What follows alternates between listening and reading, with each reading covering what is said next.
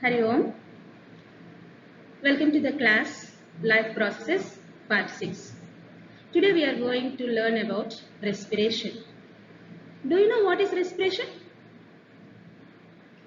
It is the process of releasing energy from food. In order to understand how does energy release from food through the process of respiration, let us recall the previous knowledge of nutrition.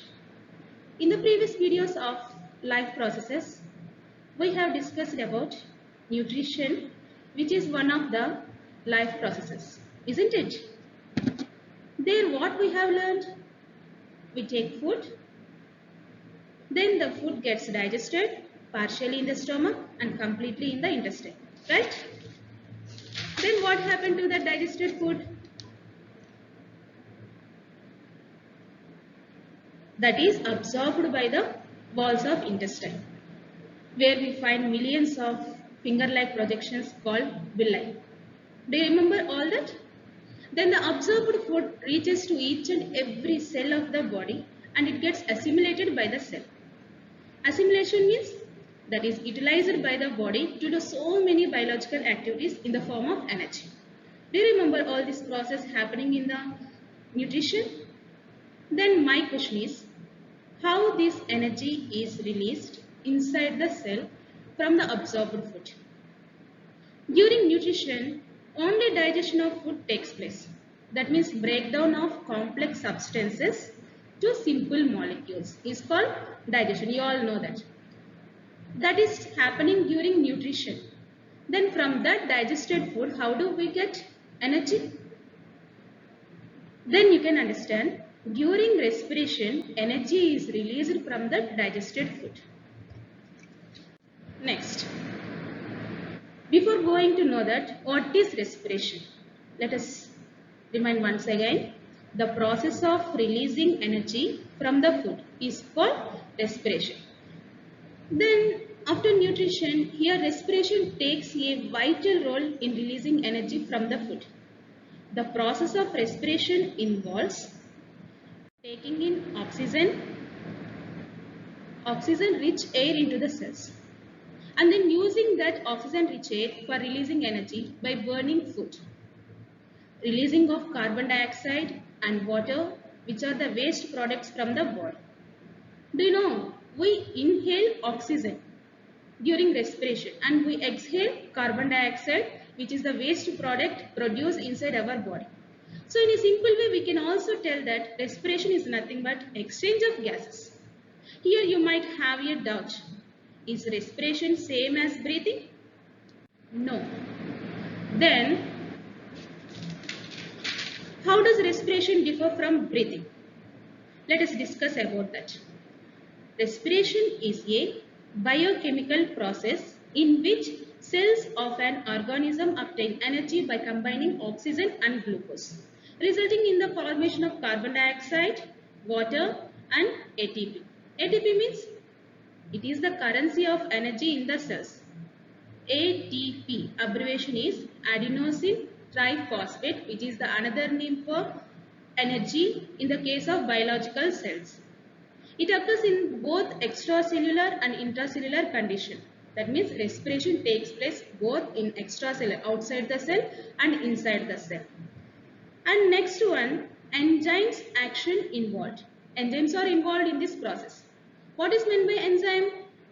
In your previous class, that means 8th class and 9th class, we have studied about what is enzyme and what is the function of enzyme, what is the role of the enzyme inside our body. An enzyme is a substance that acts as a catalyst which speed up the rate of chemical reactions that take place in the cells. Enzymes are vital for life and serve a wide range of important functions in the body. And next, energy is released in respiration. Energy is released in this process. And all body cells are involved in respiration. That means every cell needs energy to survive. So all body cells are participated in respiration. Now let us discuss about how it differs from breathing. Physical process. Breathing is a physical process. Then let us know about breathing. As stated here, breathing is the physical process of exchanging gases between the cells and the environment. It is extracellular process. That means it occurs outside the cell. No enzymes are involved in this breathing. No energy is also released. The mechanism of breathing involves various respiratory structures, that means various respiratory organs such as nose, windpipe, lungs, bronchi, alveoli and so many other separate respiratory organs involved in this breathing process. So we can tell by knowing all these differences, respiration is not the same as breathing. These are the differences between respiration and breathing. I hope you have understood how does respiration differ from breathing. Next, let us know what are the types of respiration. Here if you observe, respiration is of three types. First one, external respiration. Second one, internal respiration. And third one, cellular respiration. Now let us see what is the definition of each and every respiration here very briefly. First of all, first type of respiration is external respiration. Exchange of gases between the external environment and the respiratory organs is called external respiration. In the name itself, it is the external, outside. Then respiration means exchange of gases, I told you. Where does it happen? Exchange of gases takes place between the external environment and the respiratory organs.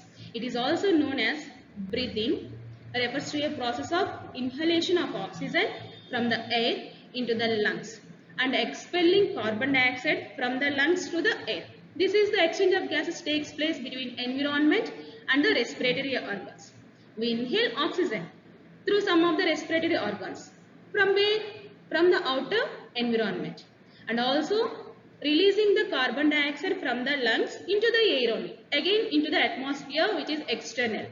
That's why this type of respiration is called external respiration. Next, second type of respiration, internal respiration. It refers to what occurs in your body, internal, inside of our body. How this type of respiration takes place, let us discuss. Internal respiration is the transfer of gases between blood and the cells. After we inhale the oxygen-rich air into the lungs, it absorbs into the blood and reaches to the cells. This is called internal respiration. Again, I repeat, after we inhale the oxygen from the environment into the lungs, it absorbs into the blood and reaches to the cells. This is called internal respiration. I already told you internal respiration is a transfer of gas between blood and the cells. And next, coming to third type of respiration, cellular respiration. Cellular respiration is what cells do to break up sugars to get energy they can use. It takes in food and uses it to create ATP. What is cellular respiration? Inside the cell, what the cell do to break up the sugars to get energy. This total process is called cellular respiration. And energy in the form of ATP. ATP means again adenosine triphosphate. It is the currency of energy inside the cell. And next, based on the availability of the oxygen, again this cellular respiration divides into two types. Cellular respiration again divides into two types. First one, aerobic respiration and anaerobic respiration. Now let us have a quick look about this aerobic respiration and anaerobic respiration. Aerobic respiration takes place in the presence of oxygen. Already you know that respiration means exchange of gases. But in the presence of oxygen, if the respiration takes place, that type of respiration is called aerobic respiration. The process of breakdown of food, that means glucose, in the presence of oxygen is known as aerobic respiration.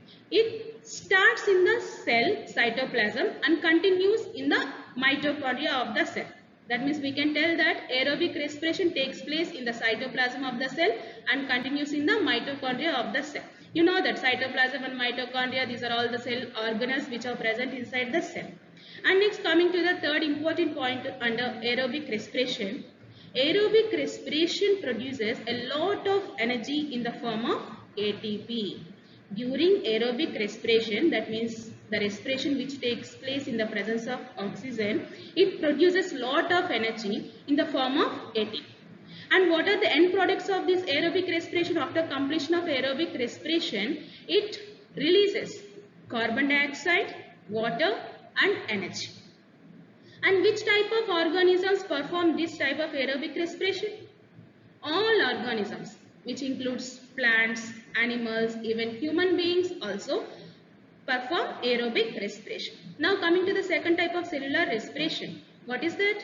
Anaerobic respiration. What is the definition of this anaerobic respiration? It takes place in the absence of oxygen.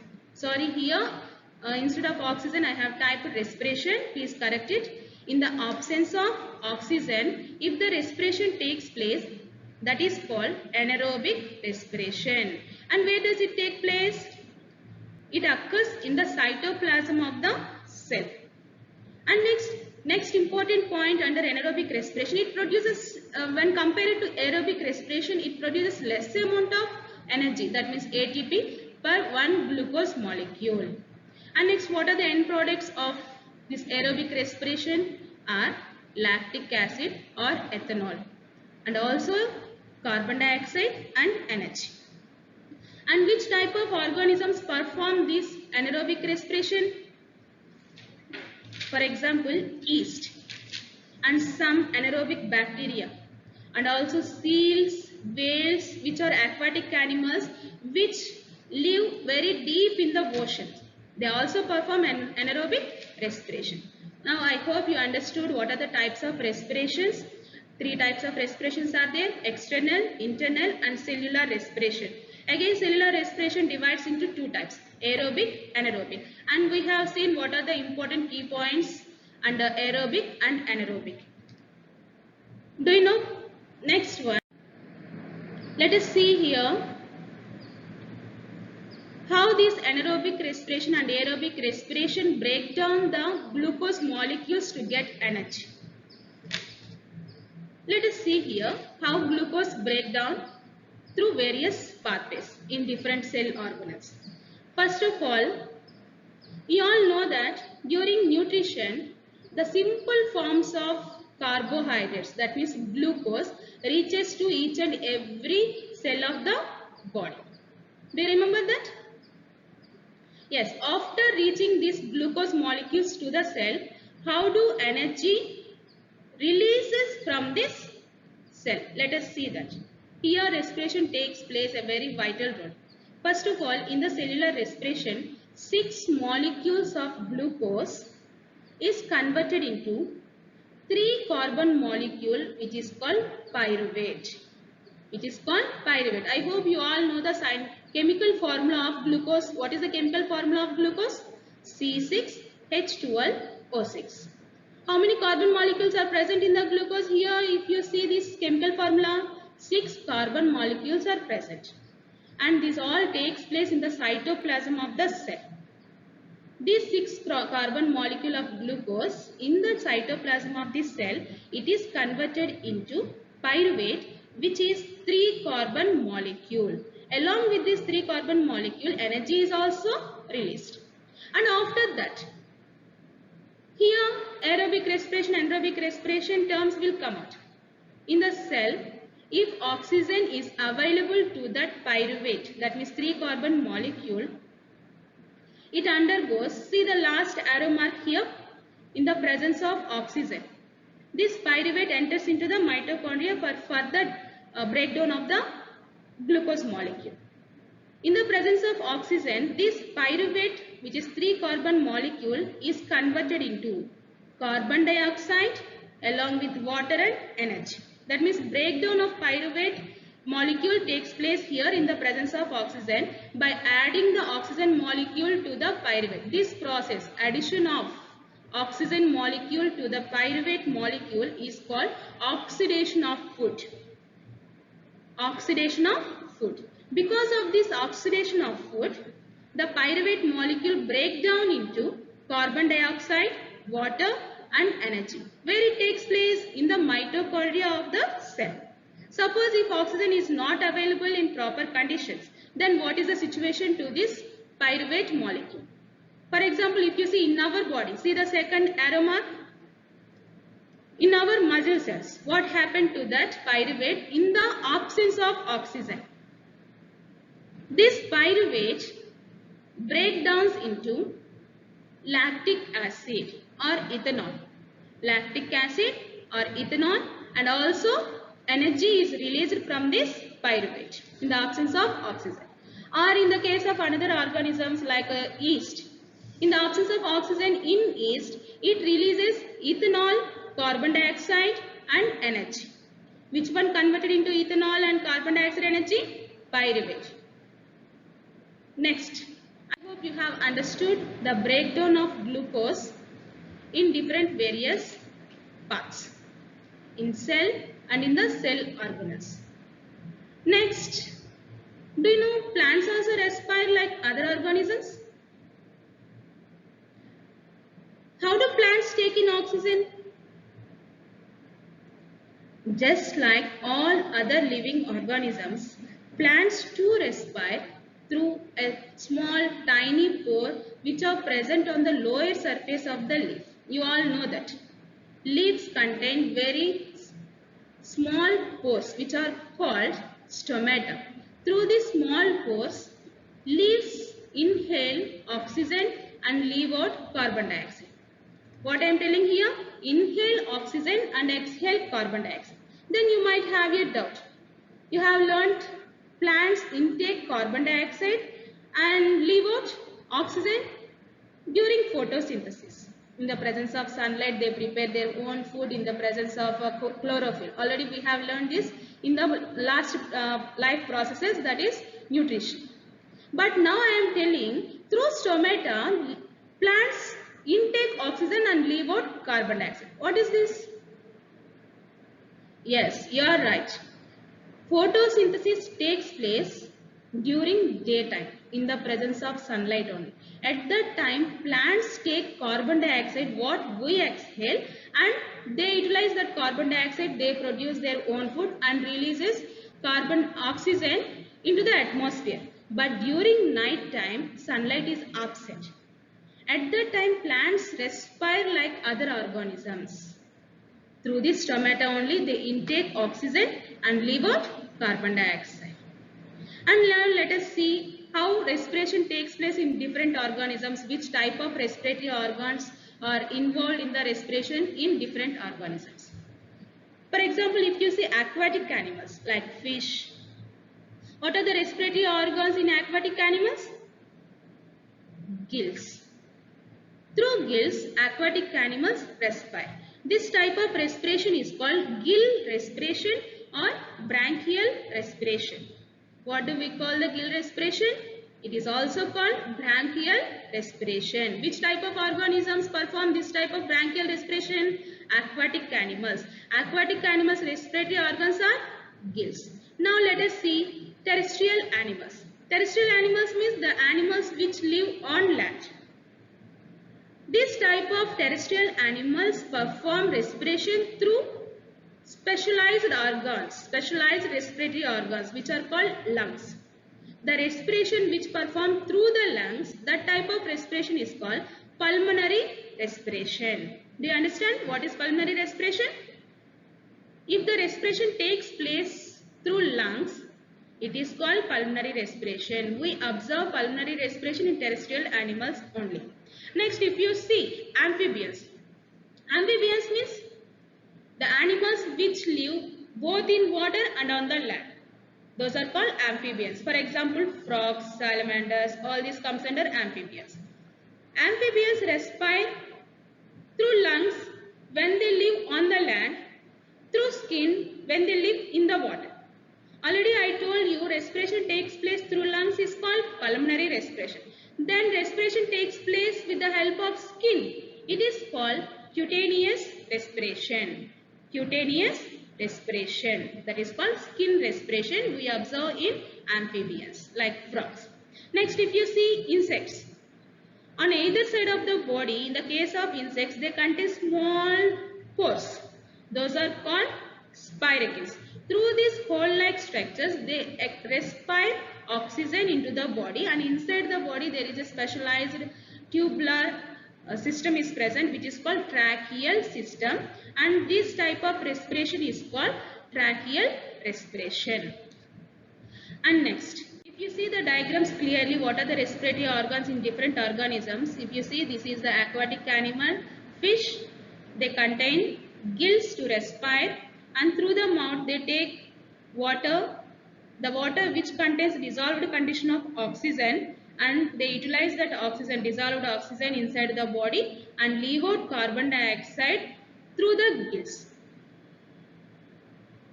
See this diagram, this is very clear, real picture of the fish. On either side of the body, you know that fish contains streamlined body. Just posterior to the eye, it contains small open like structures. Operculums are present. Inside the operculums, gills are present. See this gill structure? Through this only aquatic animals respire. And see this diagram. This is one amphibian frog where the lungs are present inside the body. Amphibian lungs are ventral outpocketings of the gut. Gut means stomach, digestive system. Just above the stomach, it contains a pair of lungs. Frogs respire through lungs when they live on the land. Next, let us start how respiration takes place in human beings. Human respiratory system, and what are the important organs involved in this human respiratory system? You can see here. The respiratory system of human beings formed of the following parts. First one, nostrils. Second one, nasal chambers. Third one, pharynx. Fourth one, glottis. Fifth one, trachea. Sixth one, bronchus. Seventh one, very important part of the respiratory system in human beings, lungs. Eighth one, bronchioles. Ninth one, alveoli. Let us discuss very brief points each and every part of this respiratory system. First one, nostrils. External openings. These are called external openings. These are two large sized apertures present at the lower end of the nose, just above the mouth. These are also called external nares, N-A-R-E-S, nares. These are the two large sized apertures present at the lower end of the nose, just above the mouth. These are the nostrils. And these are used for inhalation. Inhalation means intake of the oxygen through these apertures only we perform. Next one, nasal chambers. These are two long sized chambers inside the nose. Here we can observe nasal chambers. Inside the nose, two large sized chambers are present. These two chambers are separated from each other by a nasal septum. If you touch here, you can feel one hard structure, one plate-like structure. That is called nasal septum. This separates these two chambers of nasal chambers, and they have hairy parts which filters the air and prevents the entry of the dust particles into the respiratory organs. You all know that inside the nasal chambers hair is present, and this one purifies the air which we inhale and enters the purified gas into the lungs. Next, third part in the human respiratory system is pharynx. It is a small chamber and the common passage of food and air. If you see here, where is the pharynx? This is a common passage of food and air. It is a small chamber. And if you see, next part of the respiratory system, glottis. It is a small lid-like structure which is present inside the pharynx, and it is in muscular nature and prevents the entry of food in the windpipe. I told you pharynx is the common passage of food and air, and this glottis acts as a cap-like structure and it prevents the entry of the food into the windpipe. Next important part of the human respiratory system is trachea. It is very important part in the human respiratory system, trachea. It is also called windpipe. You all know this common name, windpipe. It is long, narrow, tubular structure present in our neck region. It is supported by ring-like structures which are called cartilaginous rings. And what is the use of these cartilaginous rings? Why it is supported by these ring-like structures? These cartilaginous rings prevents the windpipe from collapsing. The upper expanded part of the windpipe is called larynx, which is also called voice box, from where we produce the sounds. The upper expanded part of the windpipe is called larynx, which is also called voice box. Next important part in the human respiratory system, trachea after bronchi. Bronchus is the singular form, bronchi is the plural form. And if you see this bronchi, trachea is divided into two small sized tubes in the thoracic region of our body. This windpipe divides into two parts, small sized tubes in the thoracic region of our body. These are called primary bronchi. These are called primary bronchi. And this one takes place in our chest region. Okay, understand? And this primary bronchi enters lungs of its own side. Next, coming to the next one, lungs. In human beings, there are two soft, elastic, pinkish colored and spongy structures called lungs in our chest region on either side of the heart. How many lungs are present? There are two lungs. Where they present? In our chest cavity and protected by the rib cage, which is present in our thoracic region. Inside the rib cage, there are two lungs are present on either side of the heart. How many hearts are present inside our body? Only one heart is present inside our body. And now let us discuss about lung structure. Each lung is covered by two thin and transparent layers called pleura. How many layers are covered? Each lung is covered by two thin and transparent layers called pleura, which protects the lungs from, what is the purpose of this pleura? It protects the lungs from mechanical injuries. And then if you see inside the lung, each primary bronchus divides and redivides to form a network of tubes which are called bronchioles. Bronchi divides into bronchioles.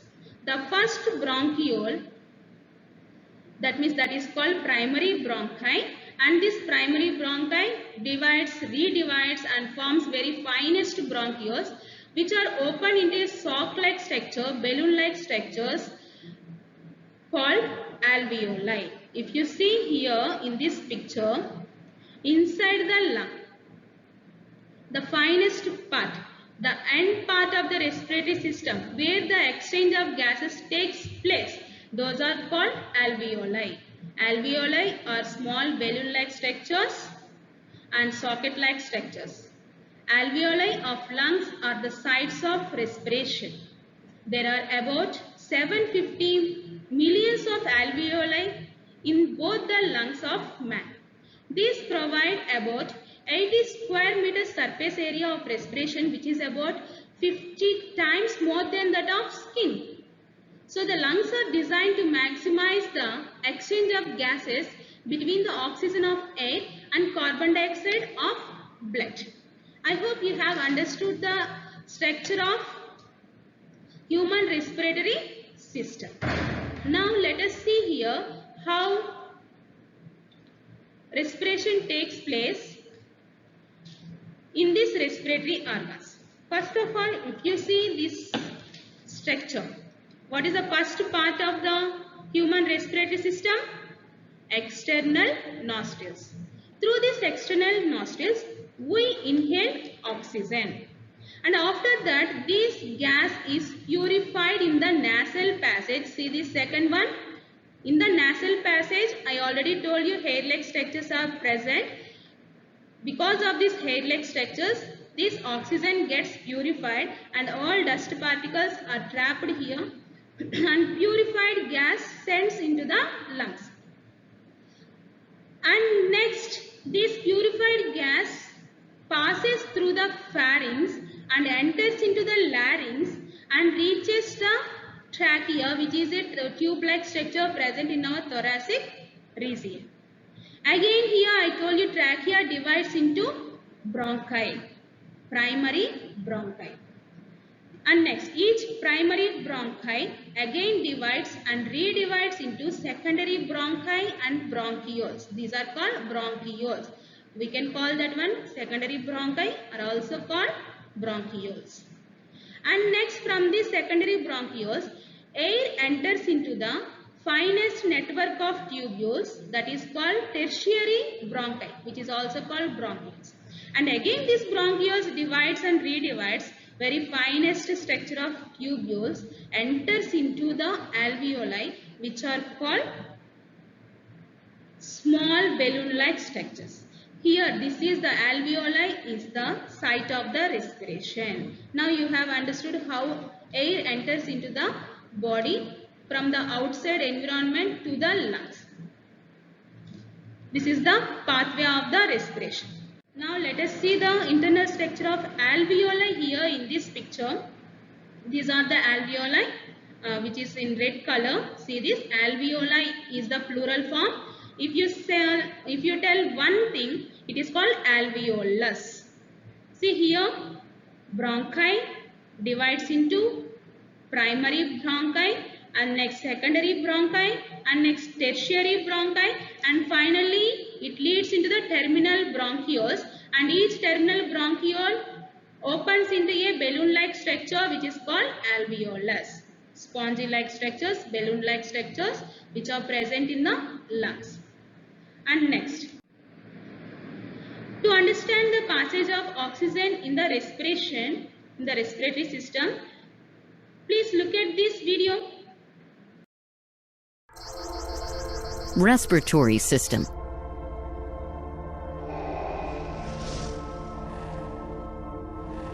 To understand the process of breathing.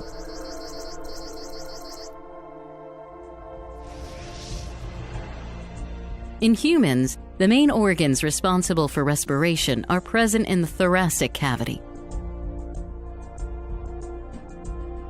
In the thorax region, the rib cage and a dome-shaped fibrous tissue known as the diaphragm are observed. Present within the rib cage are the pleural membranes, which enclose the lungs.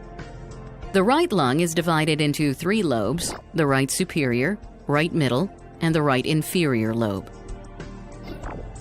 The left lung is smaller and has only 2 lobes, the left superior and the left inferior lobe. Both the lungs are associated externally with small tubular bronchi, which unite and extend into the trachea. The trachea has incomplete C-shaped rings of cartilage, which prevent the tracheal wall from collapsing. The trachea leads into the pharynx, which is connected to the nostrils. As we breathe in air, the oxygen molecules enter the nostrils and travel downwards through the pharynx and trachea to finally reach the bronchi. From each bronchus, oxygen travels into the lungs. Within the lungs, the bronchus divides repeatedly to form bronchioles. Oxygen travels through these bronchioles and reaches the alveoli, each of which is surrounded by a network of capillaries. A section of one alveolus shows the presence of numerous alveolar chambers with pores. Blood, containing RBCs, is seen flowing through the capillaries. The oxygen molecules from the alveolus diffuse into the capillary and then get absorbed by the bluish-purple RBCs. This causes oxygenation of the RBCs, and a transition in their color from bluish-purple to red is observed. The blood moving into the alveolus contains RBCs and carbon dioxide molecules. These molecules are released into the alveolus. The carbon dioxide collects in the alveolar chamber. And then from the alveolus, it travels through the bronchioles into the bronchus, which finally reaches the trachea, and is breathed out through the nostrils. So the process of breathing in air rich in oxygen is called inhalation. After the contraction of the muscular diaphragm, the lungs expand, and the air rushes in, resulting in the inflation of the alveoli. During exhalation, the diaphragm moves up and the lungs contract. Thus, the alveoli deflate, causing the air to be forced out. This exhaled air is rich in carbon dioxide. This process of inhalation and exhalation is known as respiration, which is approximately 20 times per minute. Summary. In the thorax region, the rib cage and the diaphragm are observed, which play a vital role in respiration. Present within the rib cage are the pleural membranes, which enclose the lungs. The right lung consists of 3 lobes,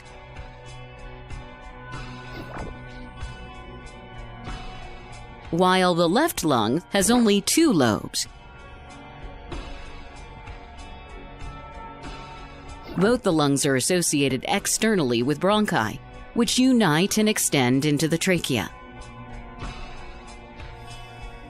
As we breathe, the oxygen molecules enter the nostrils and travel downwards through the pharynx and trachea to finally reach the bronchi. From each bronchus, oxygen travels into the lungs. Within the lungs, the bronchus divides repeatedly to form bronchioles.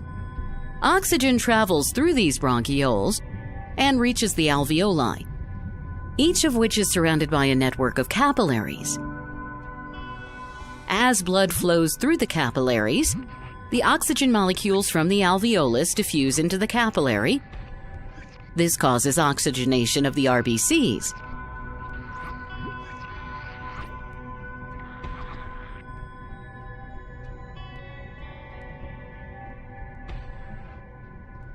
The carbon dioxide molecules are released into the alveolus.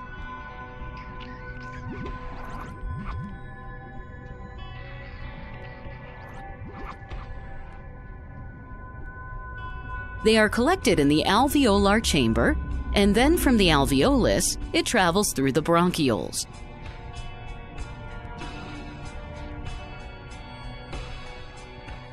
Into the bronchus, which finally reaches the trachea and is breathed out through the nostrils. Now, I hope you understand how respiration takes place in the human beings. I want to tell you one thing about what is the pandemic situation now we are facing? Yes, corona. This corona is also caused by virus. You know where it shows its effect inside our body? It affects our respiratory system mainly. What happened inside our respiratory system after this virus attacks?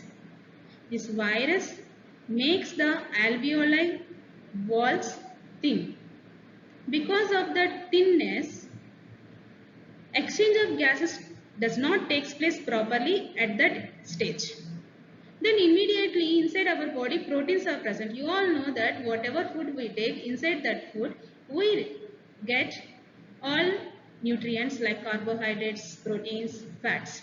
In that, what is the function of protein? It repairs the damaged body cells. Whenever this alveolar wall becomes thin, immediately there proteins are released and make that wall repair. While doing this repair, it makes the wall of the alveoli very thicker. Because of this thickness, there is no proper exchange of gases takes place at the site of respiration. That means at the alveoli. Then we does not respire properly. This is the action, this is the effect caused by the coronavirus. So we have to be careful, stay home.